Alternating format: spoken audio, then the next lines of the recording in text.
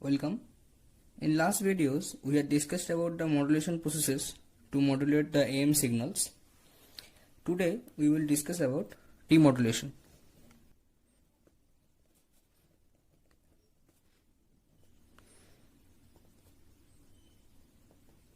In the first video of this video series, where we discussed about the basics of communication and communication systems, there I had told you that why demodulation is used.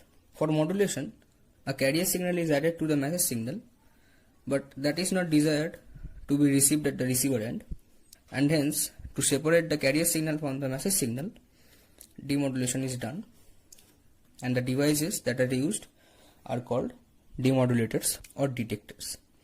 Now, broadly speaking, demodulator and detector are different. Detector is somewhat that sense something, whereas demodulators separate signals. But in electronics, they are not different, and hence they can also be called as detectors. There are various processes to demodulate a modulated signal, but the most important demodulation processes are these three. Here, these two processes are used for modulation index less than 1, and this process can be used for any value of m. Let's start with square law detector. The square law detector consists of a square law device, that is a nonlinear device, and a low pass filter. And the general block diagram is like this. Here this is the amplitude modulated signal passed through the nonlinear device, that is the square law device. The output is suppose VOT, which is passed through the LPF, and then this output VO-T is the demodulated message signal. In our previous video on modulation process, we had discussed about the modulation of amplitude of a carrier signal, so you can watch that video before watching this one, and the link will be provided in the I tab. So from there,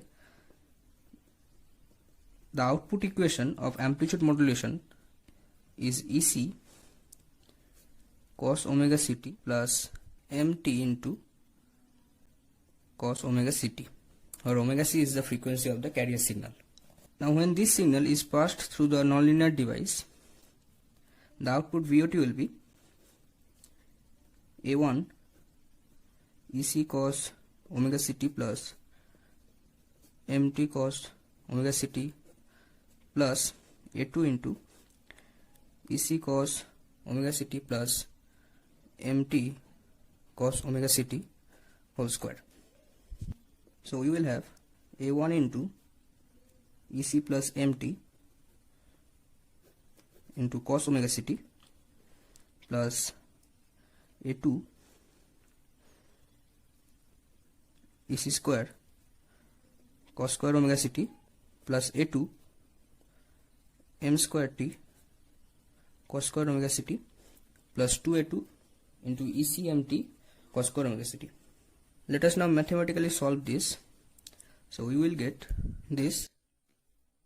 Now this VOT is passed to the low pass filter, and we know that low pass filter passes the signals with low frequency, and if the characteristic frequency is FM, all the terms here with omega c angular frequency, that is FC frequency, will get suppressed, and hence at the output, that is the VO-T, will consist of only this A2 m square t by 2 plus A2 EC mt.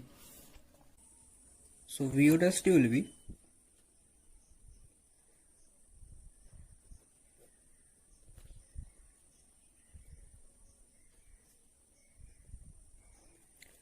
here mt is Em cos omega mt. So this will be equals to A2 upon 2 Em square into cos square omega mt plus A2 EC mt, that is equals to,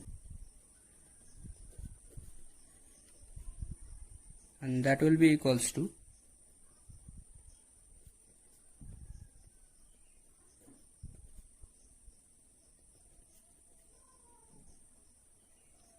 this. Here this DC component will be suppressed by the capacitor present in the low pass filter, and so it will be equals to A2 Em square upon 4 cos 2 omega mt plus A2 EC into mt. Here this component consists of the frequency omega m, and here frequency is 2 omega m. So this is the signal and this is actually the noise to it.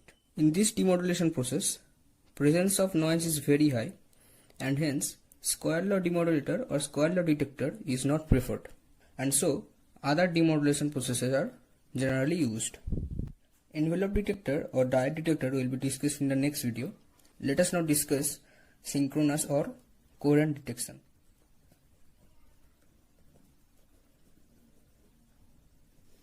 In this process, the same carrier signal that is used to modulate the message signal is used by synchronizing, and hence the process is called synchronous or coherent detection. For that, a multiplier is connected to the AM signal and then the output is connected to the LPF. This is the block diagram of this process. The amplitude modulator signal ST is connected to the multiplier or modulator, where the AC cos omega ct is synchronized. The output VOT is passed through the low pass filter. This output is the demodulated message signal. The output of this multiplier VOT will be SAMT into AC cos omega ct. This is the equation for ST in amplitude modulation, and to it AC cos omega ct is multiplied. So that will be AC square into 1 plus M cos omega mt into cos square omega ct, that is AC square cos square omega ct plus M AC square cos omega mt into cos square omega ct. Now mathematically solving, you will get this.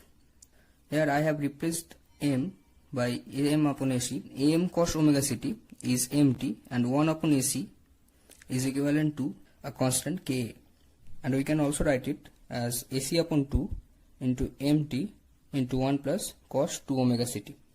So this will be equals to AC square upon 2 plus AC square upon 2 cos 2 omega ct plus AC square upon 2 KMT plus AC square upon 2 KMT cos 2 omega ct. This is passed through the LPF. Suppose the characteristic frequency is FM. So the signals which consists of omega c angular frequency will get suppressed.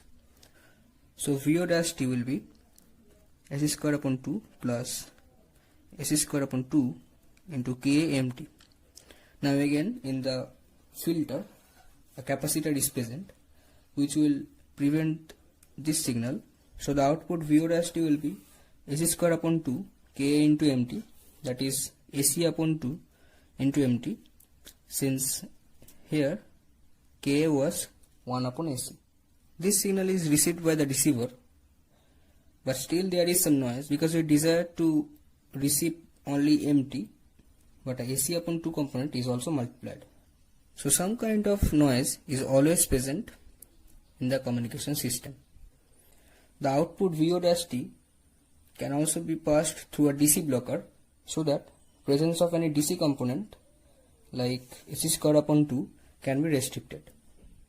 I have already said that synchronous detection can be used for any value of M, that is the modulation index, and here distortion is also lesser in comparison to other demodulation processes, but this process is very difficult because we have to synchronize the carrier signal with the amplitude modulated signal in point-to-point transmission, where one transmitter and one receiver is present.